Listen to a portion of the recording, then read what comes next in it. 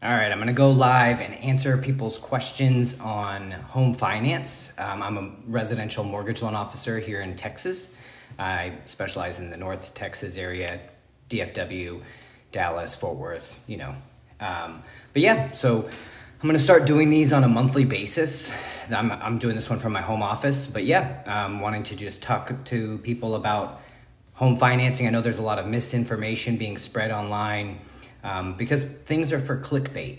You're not going to hear weird hot takes or anger or any of that stuff whenever I do my lives. It's just facts, data, and answering questions, because I know a lot of people do have questions. If you've never purchased a home, it can be an intimidating process. And actually, buying a home is in the top 5 most stressful things a person will do.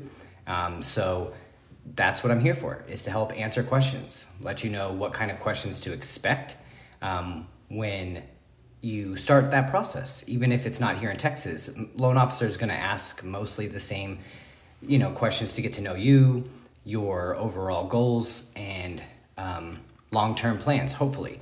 If not, they're just order takers and you probably should shop around. But that's the great part about this business, is you have the opportunity to shop your mortgage lender. So that's something I highly encourage people to do.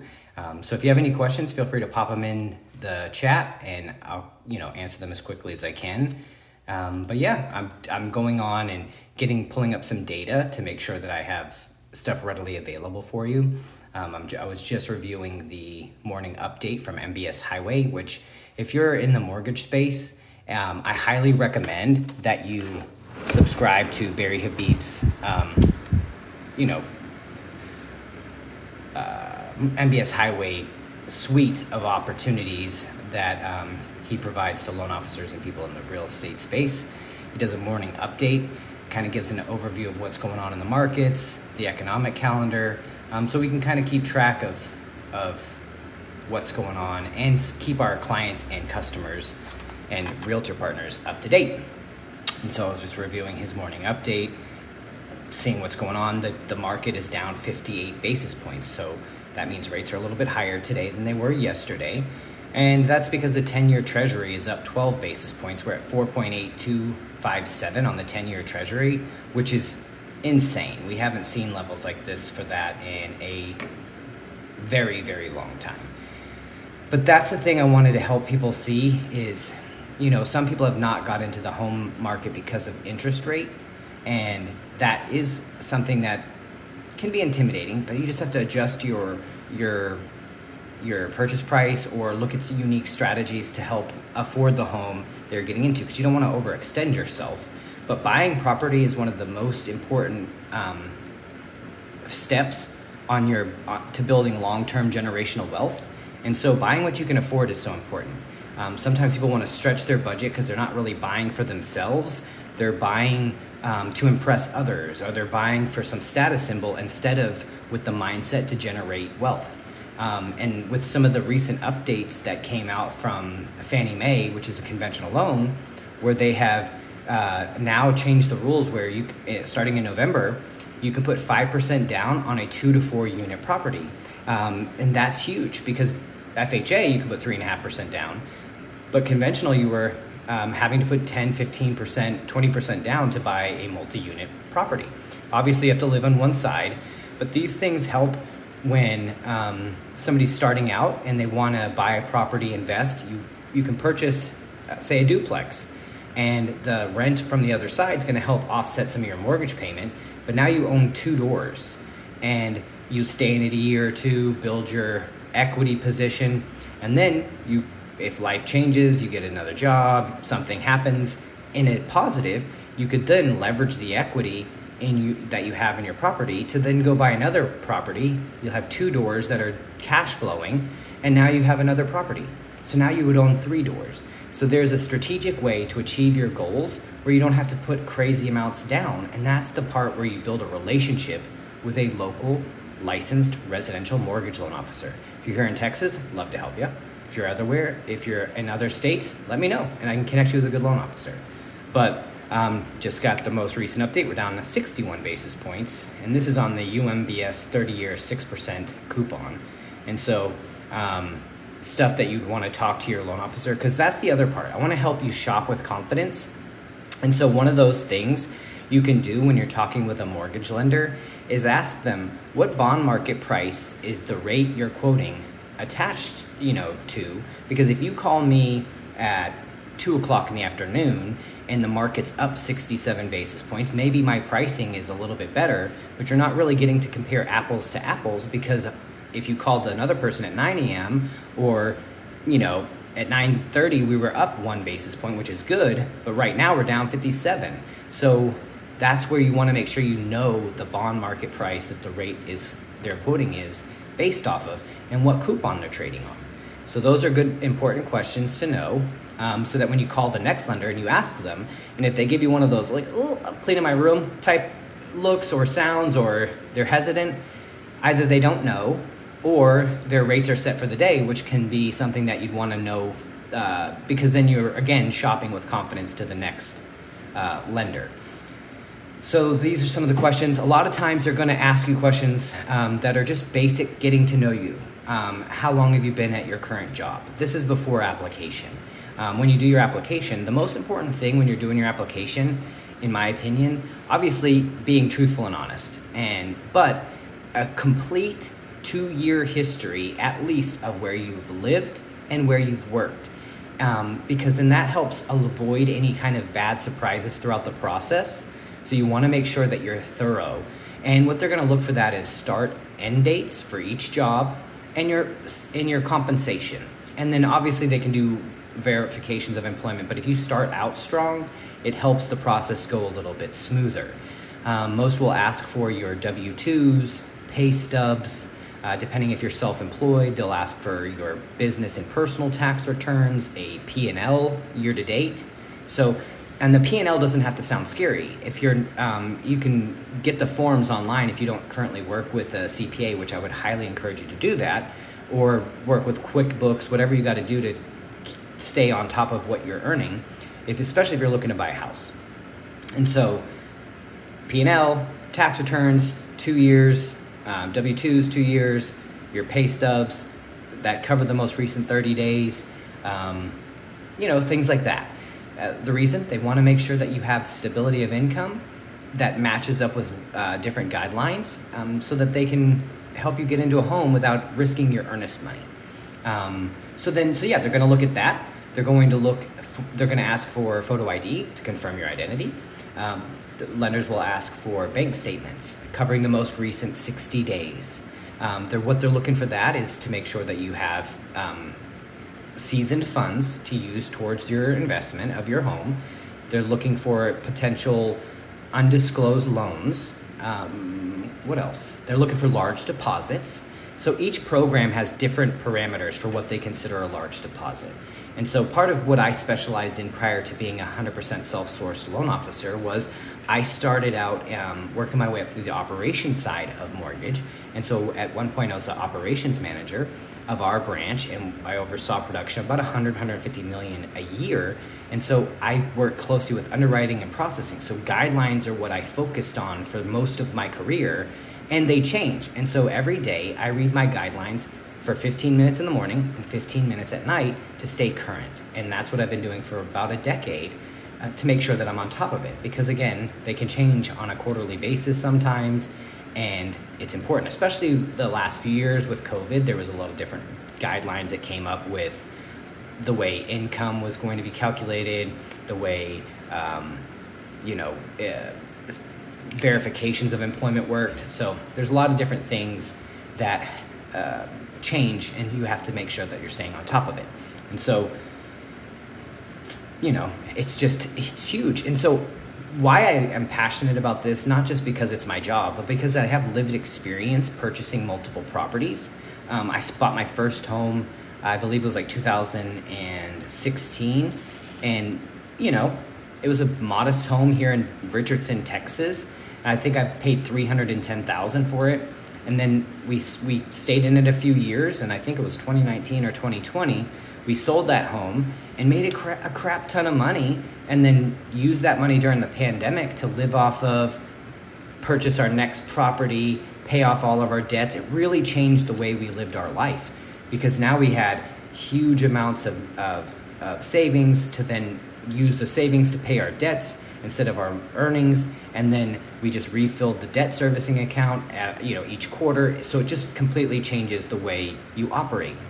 And right now in America, we have the most equity we've seen in properties in our history, and most people are sitting on insane amounts of equity. I think the average equity position is about $250,000.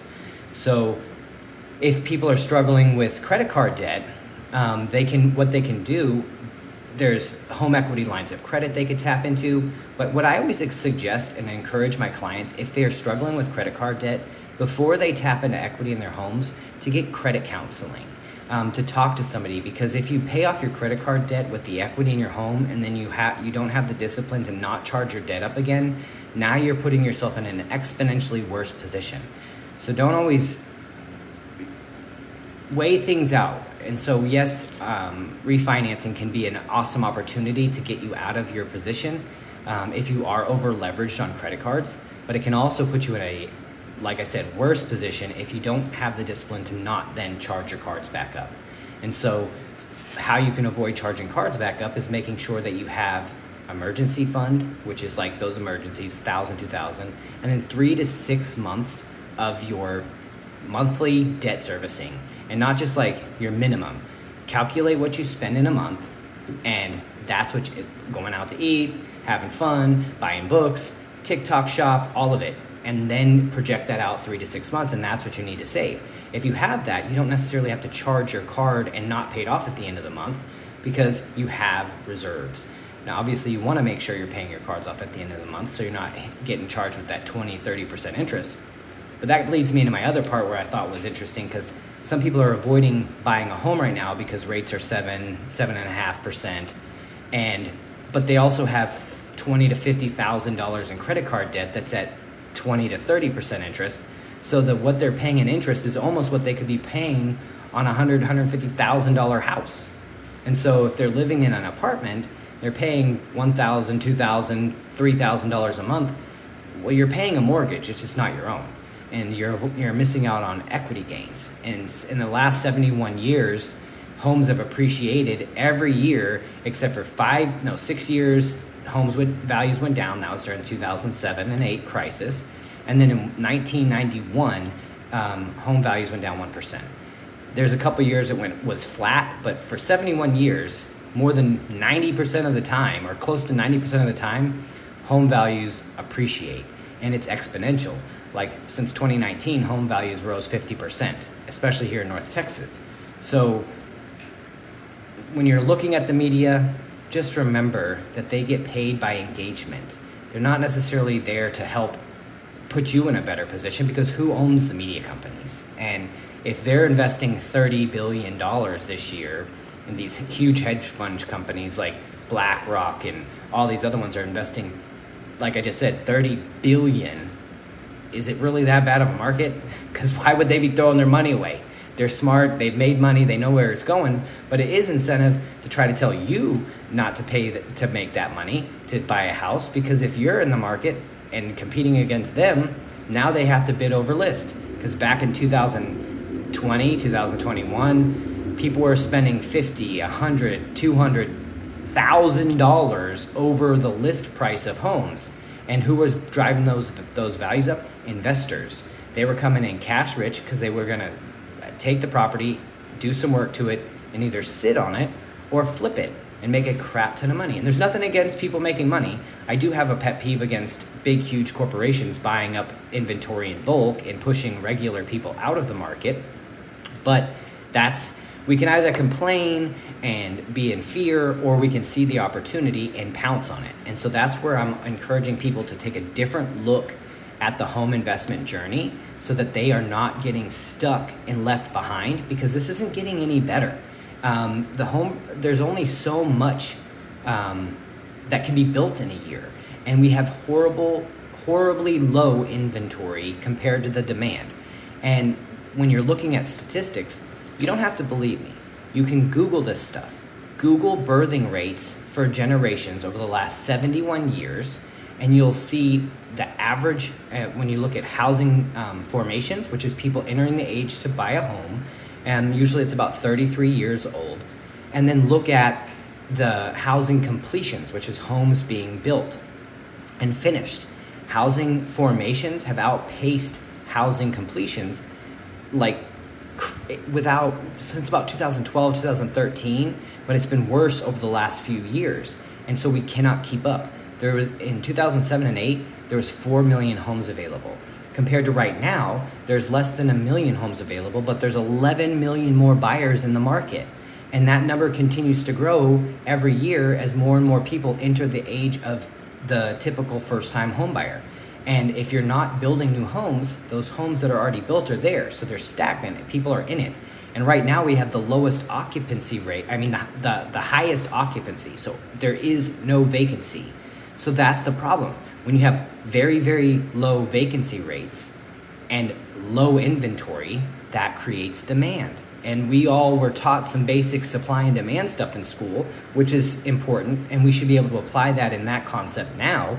And understand that home prices are only going to drop if we get an excess amount of inventory that floods the market. And the only way that possibly could happen is if we built 3x the fastest we've ever built, which was back in 2006. And even then we would just be keeping pace with demand. So then it would level. Or this is like a kind of an idea that I had the other day, is right now there's 60% vacancy in commercial space, and there's a big push to convert commercial space to residential. And if we started having that happen, then we would have a little bit more inventory, but not everybody wants to live in a commercial building. But it would help the inventory problem, and maybe you have more 1-bedroom, 2-bedroom condos come on the market, and that can help, bring down some of the demand some. But that's going to cost hundreds and hundreds and hundreds of millions of dollars across the country, because you have to convert all of that space to allow for residential plumbing, electricity, demand. There's a lot that goes into it. So when you're looking at things 3, 6, 10, 15, 20 years out, you have to consider what happened in the past, what was happening in the past, birthing rates, occupancy rates. There's a lot of factors that go into it. And this is why it's important to work with a licensed residential mortgage loan officer who studies these things, and not just here to take an order and try to slap the hood of the car and be like, man, you could fit a bunch of APR into that thing, because that's not going to help. I want to make sure you're building wealth. And so, again, I talked about the first house I bought in 2016, sold it in 2020. I'm not exactly sure. And then I bought another property, and it's up for sale.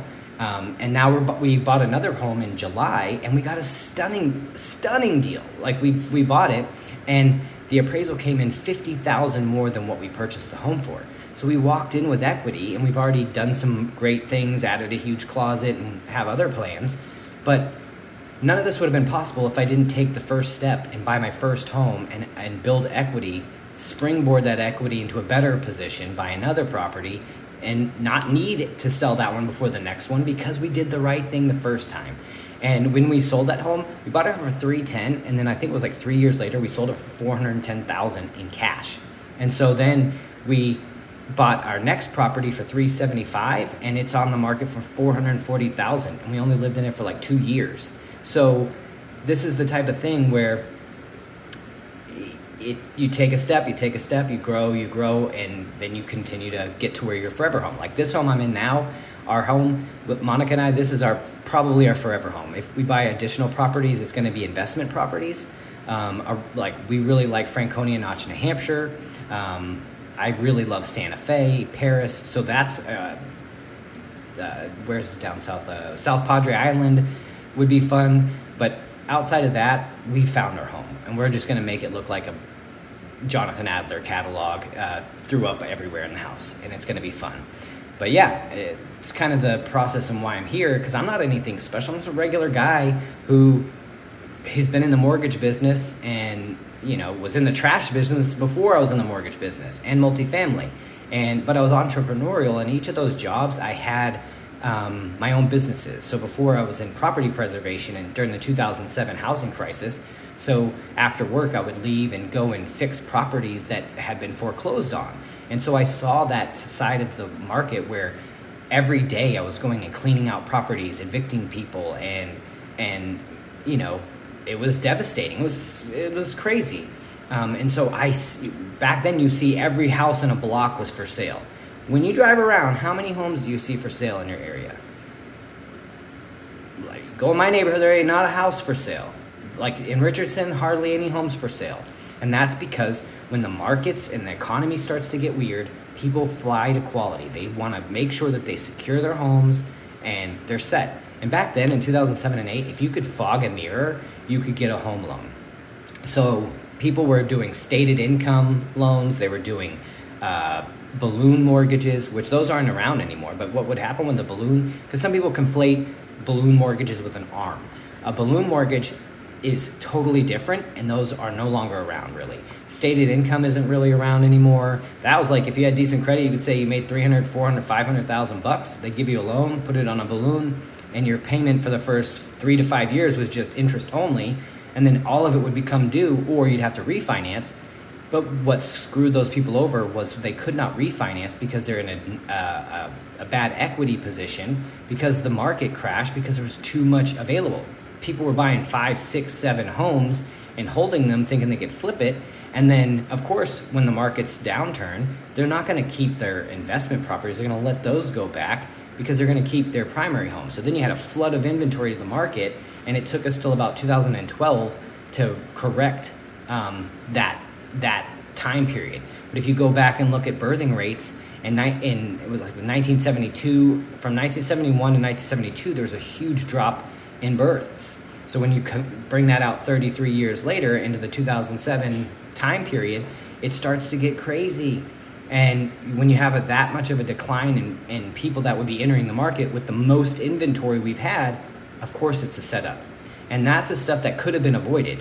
All of this stuff is not new. We track these things, but you get people that are greedy seeing money and they're like, we'll push this can down the road. And that's not safe. And a lot of greedy loan officers did a lot of bad business and hurt people for a long period of time. And that's why it's important to really talk with somebody, get to know them, know their passion, and find out if their goals align with yours. There's a lot of great loan officers out there, and there's plenty of business to go around. And that's the part where you want to talk to people that are going to align with your long-term goals. And if you get along with them, because again, like I mentioned earlier, buying a home is in the top 5 most stressful things a person will do in their life. And if you're not working with somebody who can understand that, it's going to be a miserable experience. You're going to have some times where you're going to be stressed out. It's part of the process. There's a lot of questions that are going to be asked that you might not understand. And if you don't trust the person you're working with, you might not feel confident saying, hey, Ron, the underwriter's asking for a bank statement again. I thought that was turned in. If you don't feel confident enough to ask the question, then you're going to have this weird burning resentment. It might not be able to sleep at night, and it's going to cause friction. And that's not what anybody wants. No loan officer wants that. We're happy to explain it, and our teams are happy to explain it. But we don't know if you are struggling with certain things unless we're told. But we can also be proactive and ask and do a little bit more work. And when a condition goes out, letting you know, hey, just to let you know that the underwriter's looking for a bank statement. The reason, it's 3 pages, and the last page that is left intentionally blank wasn't uploaded. I know it seems silly, but we need all 3 pages. Would you mind putting that in? I know you got a lot going on, and I really value your time. Boom. Brings the stress down. You've explained it. Now they understand why you're looking for it. But yeah, there's a lot of things that go into it. If you haven't bought a home before, if you have questions, feel free to put it in the chat. I don't have like a wizard on here who can help me pay attention to that and have wicked bad ADHD. I'll do my best to answer the questions as they come in, but happy to help and answer these things and make sure that you're set up for success. Because if you're living in an apartment right now, or if you're paying rent somewhere, I've said it earlier in the live, you are paying somebody's mortgage, it's just not your own. So you're not building equity. And I want to help you build that equity so that you can springboard retirement. You can leverage that to buy more property in the future. If you're self-employed, sometimes to get a larger loan or to buy a luxury vehicle, they want to see that you're servicing a large debt, or that you have serviced a large debt, that you've owned property before. So it's important to start that journey at some point. Also, especially now with TikTok and all the social media, You could buy an inexpensive, way under budget, 1-2 bedroom condo and document the entire process. Like I've said this to a couple people. Imagine this. You buy a really inexpensive 1-bedroom condo. If you're living in a 1-bedroom apartment, do it. Then stream the entire process, document it start to finish on TikTok. You get in, and you've seen, everybody on TikTok sees the like DIY stuff where they take the doors and they put the little wood sticks on there, and now it looks like this luxury door. Document all of that. Little updates to the kitchen, to the bathroom. There's enough of the stuff on here, the entire process living there. Not only did you start to build equity through home ownership, 2 ways. One, through appreciation. The other is through forced savings by principal balance reduction. Every time you make your payment, you're creating equity in your home because you're reducing your principal balance. So you've created content that is helpful for more people around the world who is in the same position to see that it's possible, because some people are afraid to buy a home. They're like, oh man, what do I got to do? And now they're seeing another person that's like, oh, it's not that big a deal. I went to Home Depot, I got some tile for $1 a square foot and put it up, and now my house looks much more updated and I love it. And it costs a couple $100. Well, not great. Now you've made your home better, so now you've invested in it and it is increasing the value. So every dollar you're spending in your home, most of the time you're going to make that dollar back. Especially if it's like energy efficient upgrades or bringing something current to the market. Also, why you really need to work with a fantastic realtor who does business in your area, who can give you tips and tricks on what updates and renovations you need to do. You don't need to take on a huge, massive renovation project. You get a nice condo that maybe just needs some cool wall treatments and some updated flooring, updated bathroom a little bit. That's manageable for a first-time homebuyer. If you try to take on a huge, massive project, it could be overwhelming, but there are products for that. And that's where every loan officer that joins or people can talk to you about 203K loans, home improvement loans. There's so much options to make your dreams possible. You just need to talk to somebody who can give you the tips and guidance. It's not, I don't want it to be something that's just reserved for just a few. This information should be readily available to everyone out there so they can be building wealth, especially as we continue to go towards things that could be weird in the future and all this turmoil. Get a property that you can easily afford, fix it up, be happy, grow equity, springboard that into different investments, but not ever over leveraging yourself. You don't want to do that because then it leads back into more stress and more turmoil. And who are you doing it for? Be happy. That's the most valuable asset we could give ourselves, is happiness and time. And so how we give ourselves time is not working to buy things that we don't need, that we can't use, unless it's something that gives us that time back in our day. And so a lot of people will spend $50,000, $60,000 on a car that they only drive for an hour, maybe 5 hours a week, and it just sits for most of the day. For who? Why? I've fallen victim to that before in my past. I've bought so many freaking cars, it's insane. But then I had a reality check. Turning 40 was a real reality check, but it was also my son going off into the military. It's like, holy smokes, 20 years from now, I'm going to be a 60-year-old man. Am I ready? And so I was like, oh gosh, if I'm stressed about this, I am sure others are stressed about it. So let's talk about it. And I have financial advisor, CPA, all the things that should make it to where it's not stressful, but it is still, because the reality is we're all getting older every day. And are we in a position to be there and not be stressed? How many of us have wills set up, or trusts, or our estate planning completely done? Why not get that stuff done earlier? Life insurance. There's infinite banking strategies, right? It's a lot easier to do when you're younger because you still have to go through the review process to get your life insurance. So if you are older and you've had cancer or you've had some kind of something, it could be harder for you to start those awesome opportunities. So if you're younger, reach out to a good life insurance agent and talk to them about strategies to help build wealth through one of their avenues. And I have connections to people if you'd like to talk. Terry Avalera, we're going to be doing a seminar here soon. She is fantastic. I can connect you. But if I could go back in time, and it's something I'm doing with my son, I told him, I was like, buddy, I'm like a time traveler. I've already been your age, and I'm here. if you follow the steps I'm about to give you, by the time you're my age, you'll be wealthy enough to not have to do anything you ever don't want to do. And I laid it out for him. I'm like, if you're in the military, you're going to work somewhere anyway. You're going to make $2. You're going to make an extra dollar every dollar you make because you get retirement forever. So if you work 20 years, if you're in the military 20 years, you're going to make all that money. They're going to pay for housing, clothes, all of those things. He's always wanted to go in the military. My dad's a retired Air Force. I would have went in, but I snapped my ankle in half playing softball.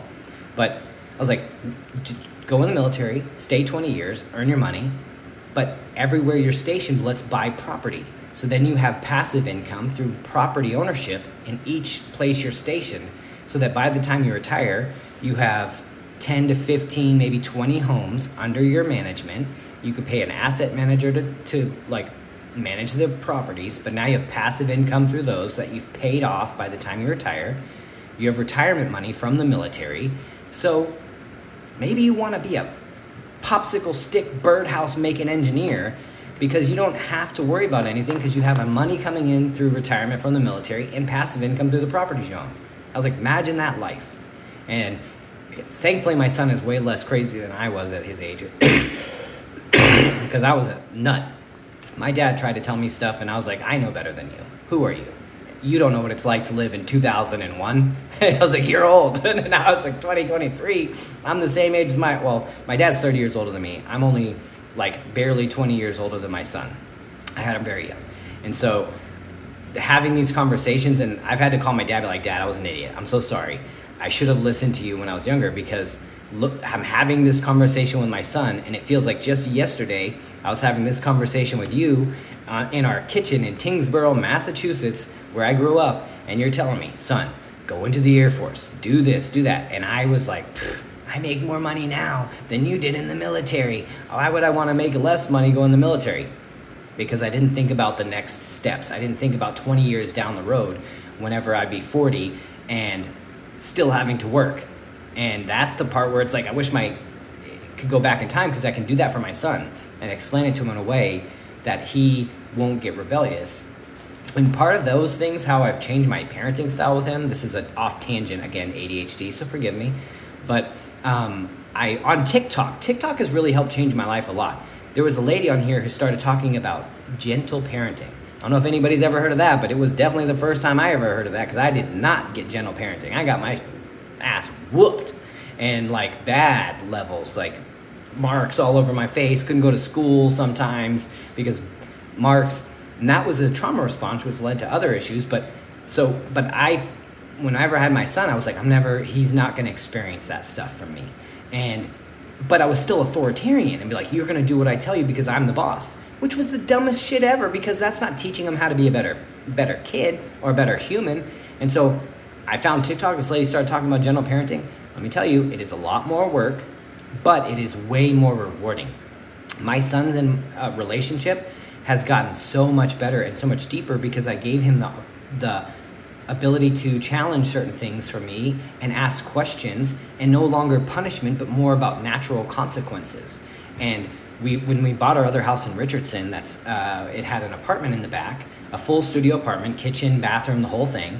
And so we put him in there, and we let him live in the back apartment for his last 2 years of high school, so that he would learn how to be independent. So he had a grocery budget. He did not have times where he had to be home or any of that stuff. He knew what his rules were. He had to do well in school. He had a $200 every 2 week budget for groceries. If you ate everything, then you were out of luck. And so he got to learn that. And it was very helpful. But again, my dad was never taught that stuff about mental health and emotional intelligence and gentle parenting. He grew up with a dad that grew up through the Depression, and so I can't expect him to do things the way I would do them. So I've given him grace. But yeah, having those conversations with my son was very eye-opening, because it helped reduce those stressors where kid wants to be rebellious. If you're getting their involvement in the decisions, it really does help. And that's a lot of development. It takes a lot to get there, so that you are being more of a mentor towards your child and teaching them how to be successful. And I apply that in my business too, not treating people like children, but I want to show them a path to home ownership when others showed them a door, and walk with them along that path so that they're successful. And it's not just about a transaction, it's about a long-term investment.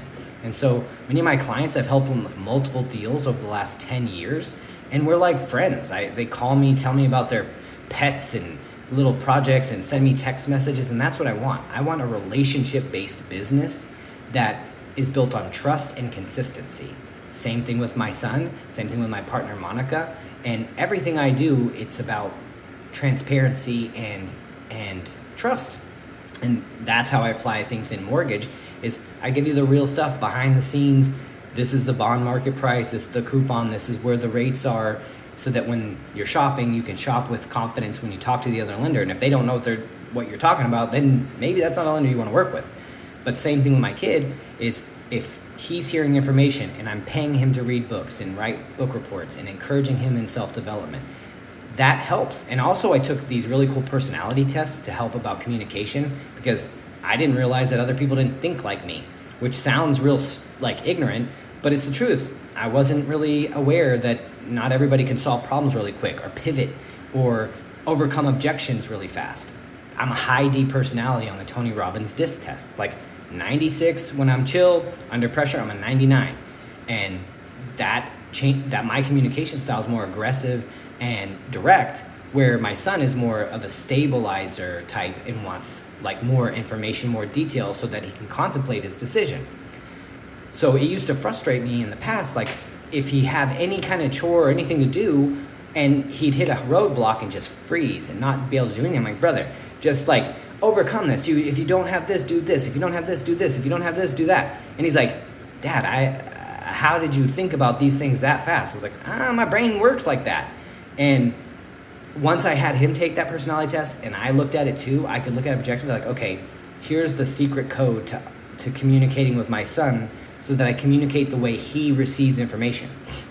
There's a lot of people talk about the golden rule, treat others how you want to be treated, but the platinum rule is treat others how they want to be treated. So if my son receives information a certain way, my partner Monica, my clients, then I want to make sure I'm communicating to them the way they hear and they receive information and like to receive instruction, versus me forcing my high D energy on them. And they're like, holy crap, yes, you solved my problem, but that was a lot of information very, very quickly and left no room for questions. And so that's kind of the things that I've had to adapt, and why on my channel, if you look at it in certain times, I talk about my personal development, books I read, toxic masculinity, my failures in the past. I'm very open about that stuff because I've come a long way in my journey, especially the last 10 years, my emotional intelligence journey.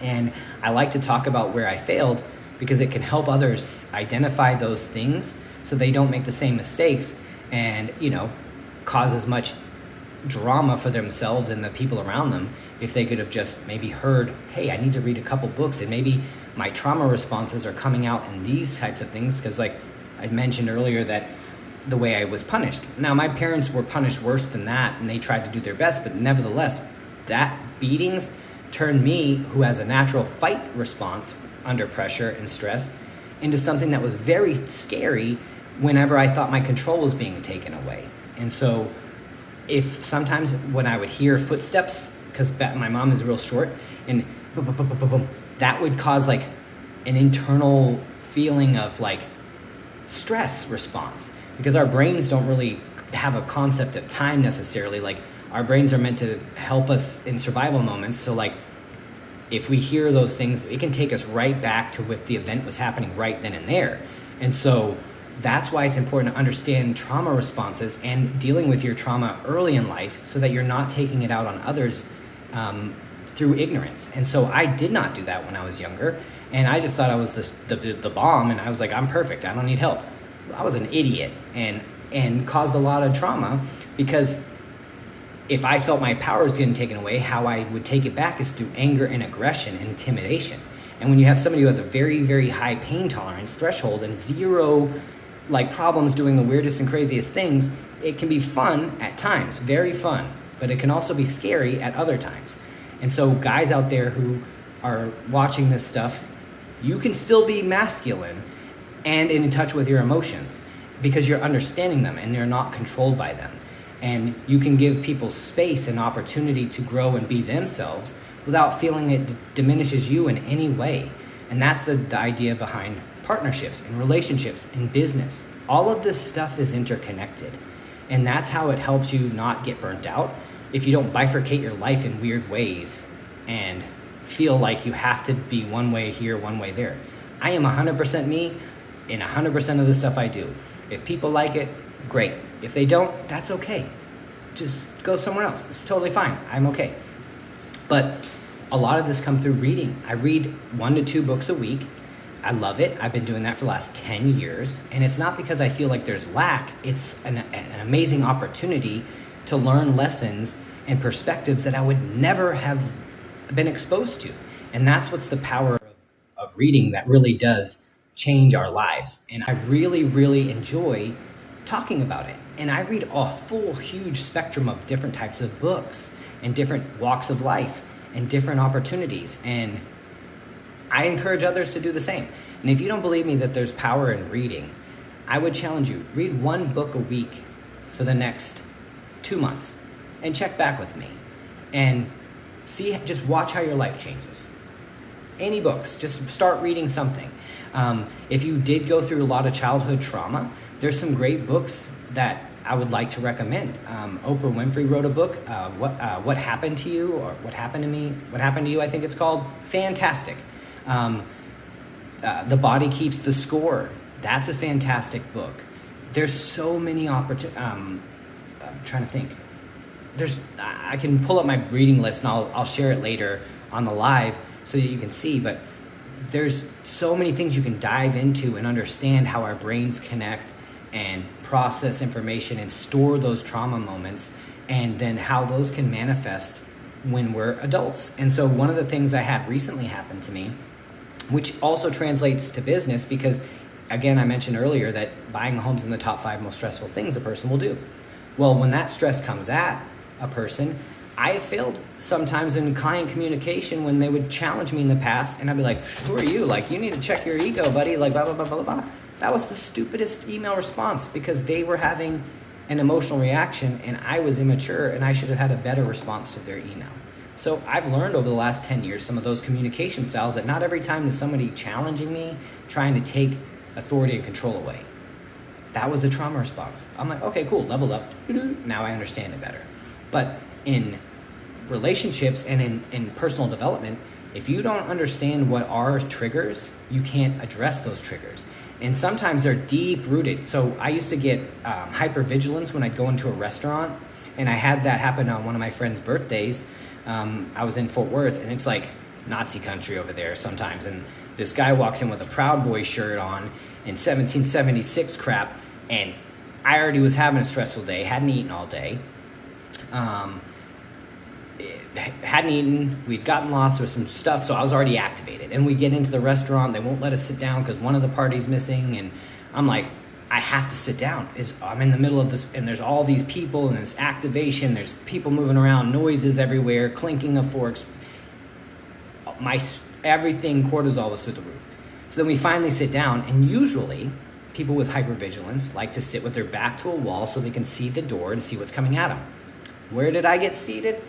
With my back to this open hole area where there's like a riverwalk thing and there's people moving everywhere and not helpful. I was so whacked out. It was hard. And I'm trying to self-soothe and count objects to try to get my brain back in shape. And I'm like, why am I so activated? But could not calm myself down. And then this guy walks in. And so that's a real threat. I'm like, oh gosh, I'm going to go fight this guy. I'm going to go talk to this guy. Like, this guy cannot feel safe in this restaurant with this type of shirt on. I'm an accomplice in certain things. And that means that I'm willing to, have a confrontation. And I'm like, I'm activated. And obviously that impacted my friend's birthday. And I felt horrible afterwards because I could not control myself. I could not self-soothe. And that was, again, because it was a trauma response that I needed to get under check.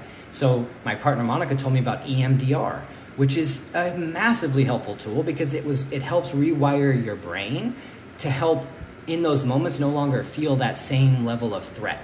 And so hearing that bilateral simulation music and different exercises where you can, do some things to help get yourself in line. I went to lunch like a few weeks after that event happened, after going through some of these therapies. And I had to tell my buddy Sean, I was like, buddy, this is the first time I've been to a restaurant where I have not experienced hypervigilance. I feel totally chill. And it was mind-blowing because nobody's there necessarily to hurt me specifically, and there's maybe not stuff going to pop off and go nuts. I don't need to worry about it. I can handle it in the moment if it happens, but I don't need to pre-worry. And it changed my life. And so it was a very great experience, even though it sucked at the time. But I was looking for opportunities to get better. But that applies to business too, and how people are invested in their craft, invested in developing themselves as a person. And a lot of that comes back to reading. What books are you reading? What are you doing to be better yourself? Because in this space, realtors, loan officers, underwriters, processors, it is stressful. And if you don't control that and you don't invest in it, a lot of people turn to substance abuse. And that is sad and scary, but it's a reality in my industry. And if you are struggling with that, there are helplines and tips to reach out to therapists. Take care of yourself. Invest in yourself so that you're not struggling. Same thing with people out there. There's a lot of craziness going on. And people are being educated on topics that they had never been really, truly educated on. Palestine, all that stuff. Like, how many people had ever really been truly taught about this history and structure and stuff that went into that? How many people have been really taught about different things in our history in the United States of America? So with all of these things that are happening around the world, it's stressful. And that's okay. Reach out, talk to somebody, invest in your emotional intelligence, get therapy, but keep learning. Cognitive dissonance and deconstruction is important to happiness, because you cannot be happy in a situation where is wrong, but your brain is like, this is how we always did it. No, you got to break that stuff away, because cognitive dissonance is going to remind you subconsciously every day that you're living a lie. And until you get out of that, you're never going to really truly be happy. You're going to be filling holes and voids with external things that will just lead to more misery, because we're looking for confirmation bias instead of true education. And I would not have known any of that stuff if I didn't start reading, listening to other stuff, and being on TikTok. I don't know crap about technology. I barely know what's going on this screen, but I'm here doing it because I know I can't be quiet anymore. I know I need to talk more. I need to be more out in the open and talking and being on TikToks and being available and open to answering questions and not keeping information to myself. Maybe somebody will take it, maybe not, but I don't know. But it's a conviction I have. So getting back to work stuff, how it applies is as I'm constantly developing, and other professionals out there do it too. If you look at it and look at statistics, some people try to debunk the whole CEOs read 50 to 60 books a year, but it's not. It's true information. Most people that are who reach a certain level in their career, they read, they invest in themselves, they pay for coaching, they pay for tutors.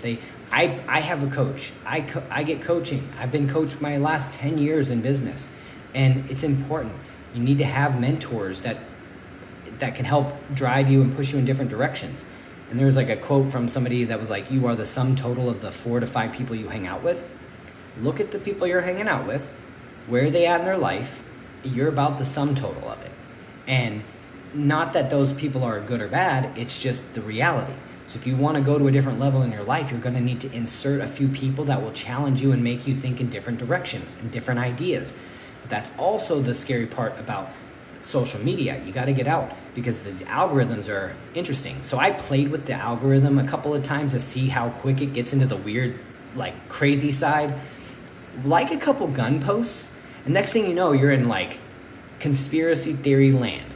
And then obviously you can go back and reset the algorithm thing, which sucks sometimes, because now I'm like, all the people I used to really enjoy watching their content, because I tried this experiment, now I'm having an impossible time finding them again. But it was cool for me to see how the TikTok algorithm and social algorithms work, because then it's like, okay, how are so many people getting activated?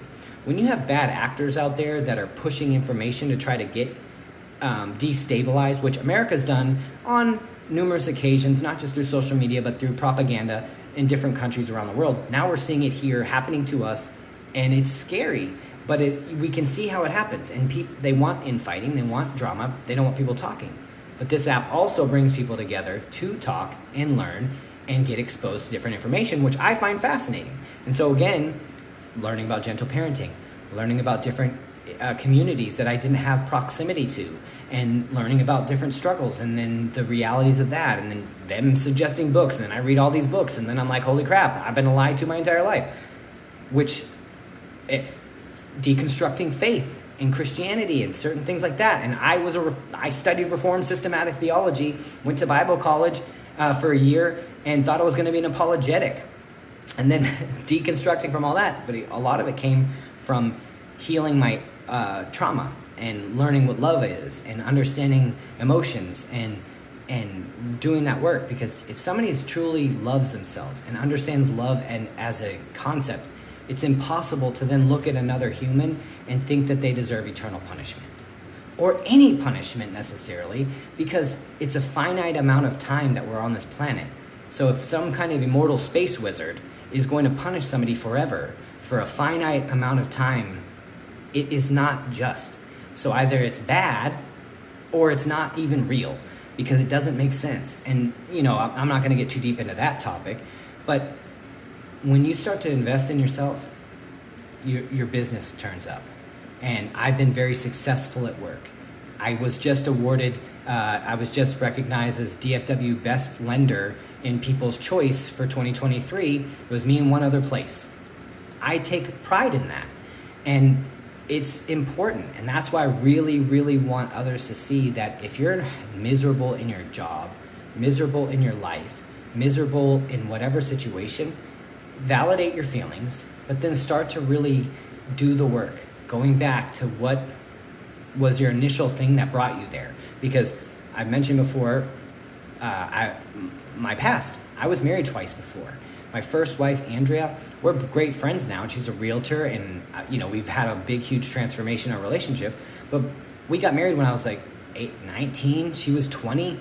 We had no business getting married. Literally married 2 months after first meeting. And I only married her because my high school girlfriend, who I loved more than any human on the planet, and we broke up. But that was because I was an asshole and didn't have my crap together. And so there was times where I just was selfish, and it's when we broke up, I was like, I wanted a kid. That was something that I thought was so important to me. And I met her and I was like, she'll do. How selfish of me to meet a girl and think she'll do, and then get married 2 months later, and then of course our relationship didn't work out. And then we had my son she got pregnant pretty close right after getting married. It was I remember kind of roughly when it happened, but we were married. 2 months later, we find out she was pregnant. 3 months later, and then it's like, holy crap, because we didn't want to have sex before marriage. She's super religious. I didn't care, but she was religious, and I was going to respect her boundaries. And so we got married. She got pregnant pretty much right afterwards, and then my son was born. We got divorced, and I was an asshole to her ex-husband. Well, he was a bad person. He abused my son, and he's lucky he's still around on this planet, because that was before I was healed. But that caused me drama, because my son told me that he was getting abused by him when he was like 6 or 7, crying. Told me that his stepdad was beating him with a stick wrapped in duct tape, or a stick. And I called her, and I was like, I was on there because going back to when I wouldn't be able to go to school because getting beatings. And I asked her, she's like, don't worry, he wrapped the stick in duct tape so it wouldn't leave marks for school. I lost it. I called him. I was on my way to his house. I was like, I'm going to kill you. I will chop you up. You are dead. And of course that wasn't the smart thing to do. And she got a protective order against me. And, I had to go to anger management, which I went through. And that really was the start of my healing, because the judge told me in that case, he's like, son, if you'd have handled this different, you wouldn't be going through this, because we had 50-50 custody, and then it changed to I got him on the weekends, like the standard possession. He's like, if you'd have called CPS and they did an investigation, you would be getting full custody of your kid. But because you lost your temper And I was like, oh, control. And then he's like, you have to do anger management. So I had to do anger management. This was all like civil stuff, nothing crazy. But again, I'm transparent about my past because toxic masculinity is a thing. I didn't go to therapy back then. I thought I figured it all out. I thought anger and aggression was a sign of a manly man instead of someone who's cool, calm, and collected and calculating with how they're going to handle a situation. And so I went to anger management, and then as I was developing through that, I was like, I need to do deeper than this. And then I started going to therapy. And then I learned later in life that I was diagnosed as adult ADHD, which made so much sense because the first time I ever took Adderall, like the whole world was like the Matrix, got real quiet, and I got my work done, and I was calm, and any interruptions wouldn't bother me. And I was like, oh, just handling it like the freaking Matrix. And it changed my life. And I realized back in school with the sounds and the noises and the clocks and the smells, I was overstimulated, and I would do well in tests, but I was not paying attention during class and just a nightmare and volatile and the typical abused kid. So I'd fight every day or every couple of days and just do crazy stuff. And eventually my high school principal was like, Ron, you look like today needs to be a day off. Why don't you go home for the day? Just walking into school. And that's sad because I needed someone to see that and say therapy is required for this kid and not just want to push me off to the side. But tangent. It goes into history and being transparent about success and failures. And so, yes, I was toxic. And then my ex-wife, Marcy, she deserves so much better. We had good times and bad times, but at the bad times, I was volatile and threats and try to use anger and aggression to control, manipulate. I paid for your car. You better get back here, blah, blah, blah. Yeah, because I was the only one working, so she'd go to college, and I thought that gave me authority over her. It's freaking weak sauce. And that's why, again, I'm so glad that the last 10 years of my life, or actually almost 11, 12 years now, have been dedicated to mastering emotional intelligence, healing, going to therapy, still go to therapy, because it's about the journey. I love it. It's that 1% better every day. And it's what drives my business. It drives me to be a better partner. Me and my partner, Monica, and I outkicked my coverage. This lady is badass. She's famous. She does a lot of voiceover for video games and anime and cartoons and travels all over the world to go get paid to sign autographs. Her name's Monica Rial. She's the voice of Bulma and Dragon Ball and a bunch of other stuff. I would never be able to have a lady who's independent like that, who makes stupid money, if I hadn't started doing the work prior to meeting her, because she is independent. She never wanted to have kids. She's does her own thing. So now we're a team. I'm her biggest cheerleader. She's my biggest cheerleader. And we are a force to reckon with because she has full agency over herself. I have full agency over myself. And we bring that together to make a power team. And that's the part of partnerships. You got to have good partnerships. And in business, where I'm a licensed residential mortgage loan officer, I find partners that are aligned with my goals of teaching clients their strategies for long-term wealth. So part of that is I was the vice president of the largest BNI chapter in North Texas. BNI is Business Networking International. It's the largest referral-based networking business in the world. There's like 300,000 global members. It's amazing. But inside my chapter, there's like 65 business owners. We meet every Thursday morning to talk about the market, pass referrals, and it gives me the power to be like, oh, you need a CPA? I got you, Vicky. You need a financial advisor? Awesome, Larry Fuzzi with Fuzzi Wealth Management. You need this? And now I'm a resource. But again, if you are not healed, you don't do the work, you don't go to therapy, you can't build long-term relationships because you're going to be volatile and they're not going to lead to trust. And how are you adding value? And so all of this live, because I'm going to be doing these once a month, like I mentioned before, is really designed to help answer questions about the home buying journey, because I'm a licensed residential mortgage loan officer. I also like to talk about books, toxic masculinity, emotional intelligence, woodworking. That's one of my projects. I like to do that on the weekends. And just being real with people, answering questions, helping reduce the stress, but also giving tips to realtors and business partners on overcoming objections, how to look at the market, and how to be more unlayered. Because one of my coaches, April Ballestero with One Light Ahead, she wrote a book called Unlayering the Onion, something like that. But it's living unlayered and like an onion. And so like being transparent with people, so letting them see the layers of your life that have made you who you are, and being transparent helps reduce stress. So I encourage that for my realtors that I work with too, to explain that and to talk and, hey, good morning, and be real with people so that they can connect. Because sometimes people think realtors' lives are so easy that they got all this money and have this misconception, and then they can't really be real with them, and they feel like they got to press their purchase price up too high to impress the realtor. The realtor isn't there to be impressed. The realtor is there to serve you and to help you find the right home and negotiate the best terms possible so that you're successful in home ownership. And so being honest with them. When you come to me and you put in your application and you say $350,000, great, let's look at $350,000. I'm also going to show you a multiple solution where it's like, hey, if you consider $250,000, and maybe if you do a $20,000 renovation, now this home might be worth $400,000, and now you've built more equity quicker. So it's putting together custom solutions that will align with your current and long-term goals. But that's also where we have to be in this market, where the prices are crazy.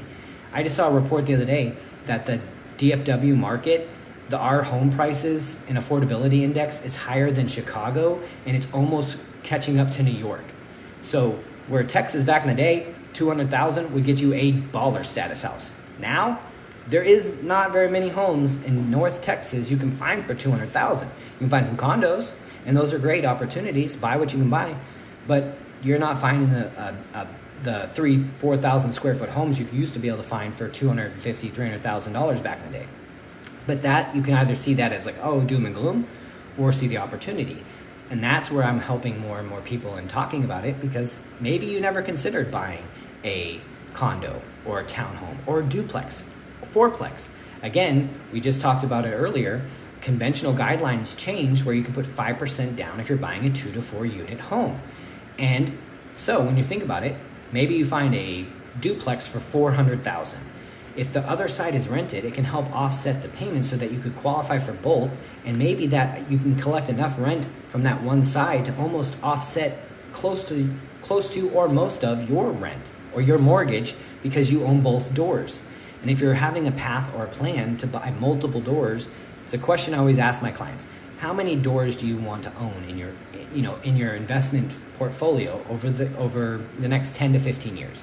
They're like, oh, I want to own 2, 6, or they don't even know what that question means. I of course break it down with them, because most people want passive income, and obviously you got to buy within your budget. But a good way to start building your real estate portfolio, if you don't already have a primary residence, is to buy a primary residence that will have positive cash flow in the future.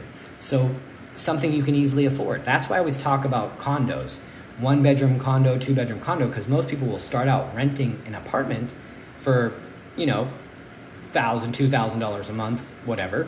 Well, what can you find in your area that's a condo that you can buy that has that same payment? You don't have to buy a 4 or 5-bedroom house with 3 cars and garage. If you've never owned a home before, it's almost like giving a kid a keys to a Ferrari, and then they get in it and they're like, crash, because they've never driven before. And not saying you can't go right into a nice 3, 4-bedroom house or 5-bedroom house. I'm just saying, if you're, hey, what's going on, bud? I'm just saying, if you are younger and you're going to go rent an apartment, talk to a loan officer and have them show you a path to purchasing a condo. Because with most states and most areas, there's down payment assistance programs, and they will help cover majority. Like here in Texas, there's Seth, T-Shack, and you can look all these programs up, TDHCA, Chenoa, that will give up to 5% of the total loan amount towards your down payment and closing costs. And I've had clients that get a check back at closing, because here in Texas and most places, you can get back in the amount you put in earnest, option, and appraisal at closing if you get seller credits and down payment assistance funds through these programs. And so it's amazing to see clients getting into home for a few $1,000s. And that's what I want to help people with, because if you're going to rent, you're paying someone's mortgage, it's just not your own. So imagine if somebody like who has a kid going to college, right? They are going to be paying $40,000 a year for room and board, and it's going to go to nothing. Imagine if they bought their kid a condo, 2-bedroom, where they could rent it out to another one of their roommates or college buddies, and instead of paying college for room and board, their kid has a place that's going to appreciate over the 4 years in school, going to help supplement some of the payment for the house, because you can buy it for your kid and put minimum amount down. Now your kid's living in there. They're generating some equity through appreciation plus principal balance reduction, and when they graduate, maybe you could sell that home to then pay off student debt, or keep the home, let them stay there, and now they have their first home that they can stay in for their beginning parts of their life. But that's a better strategy than just wasting money on, a dorm that goes to nothing, that just adds to debt. So some of the things that I like to communicate to clients and people on is different strategies, and that's the importance of. I really appreciate you dropping those likes, man. It means a lot to me, and I enjoy your content. If you don't follow him, go check it out. Super funny guy. But, different strategies and unique ways to approach real estate. Because I realized that there has been a huge problem in real estate, obviously, for years. And how do we fix it? How is it that we can see communities where homes are underinvested and the areas are going down, but then investors will come in and buy those homes, fix them up, and now those homes that they bought for $40,000 are selling for $600,000. Well, how come I can't teach Nana to fix her house up like that so she makes the $400,000 to $500,000 versus some investor? Because she could get a loan on her house to put the $100,000 into it to do the same things the investor is going to do, and now she gets that equity gain and long-term generational wealth for her family instead of some investor. And that's what I'm on here for, is to teach people that there's options out there that can help them generate wealth, manage their one of the largest debts they'll take on, and be successful and happy, but also present opportunities for them to look at it in a different way. Don't buy a house to impress friends. Buy a house that's going to impress your 60, 70-year-old self, because you've done it in a way that made you independently wealthy and gave you opportunity to still have money left over to invest in index funds and different diversifications of investments, because your home, historical average here in North Texas, is about 7% appreciation, which is great. So, but index funds, S&P 500, have averaged over 10% over the last 30 years.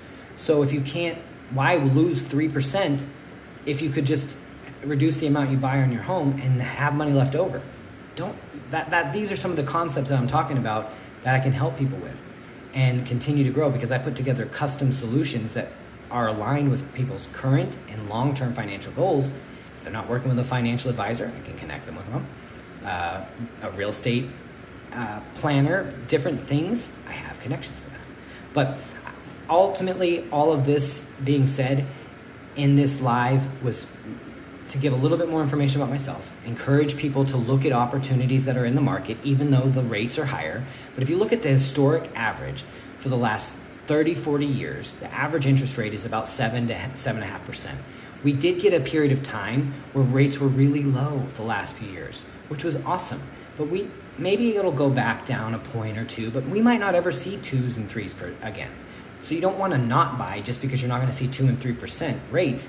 You want to buy what you can afford and refinance if rates drop. And that's the part of having the relationship, because you have somebody watching it. But you don't want to refinance too many times, because then that's churning your loan and you're just going to wreck your equity. You want to have somebody that's going to have integrity when they're talking to you about refinancing and timing the market and making sure you're doing it in the right place, and not refinancing and eventually just getting into a worse and worse position to where then you have to sell and you don't have any equity left. It's a lot. I'm going to be doing these once a month. I know I've been on here for a minute. If I missed your comments or questions, I apologize. Feel free to reach out to me via DM. You can go to my website, therontoyteam.com.